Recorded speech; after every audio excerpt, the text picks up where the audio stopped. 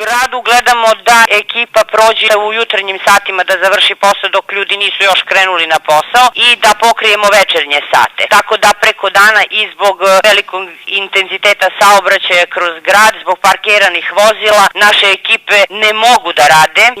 Rad im je vrlo otežan, dešava se da uđu u ulicu gde su isparkirana vozila i jednostavno niti mogu da nastave sa čišćenjem, niti mogu da se vrate. Da zamolim naše sugrađane da vozila koja su parkirana na gradskim ulicama gledaju da parkiraju ili svi sa jedne strane, da bi naša vozila mogla nekako da prođu i da im izađu u susret i da im očiste ulice. Nama su ruke vezane, ništa ne možemo da uradimo, a ulice su nam zavejene. Momentalno su na terenu sve 4 ekipe, rade punom parom, nemamo neko obaveštenja da su putevi neprohodni i tamo gde ima smetova, naše ekipe se trude da te smetove probiju da bi ljudi mogli da stignu na svoje odredište. Naše ekipe su pokrile otprilike celu teritoriju opštine.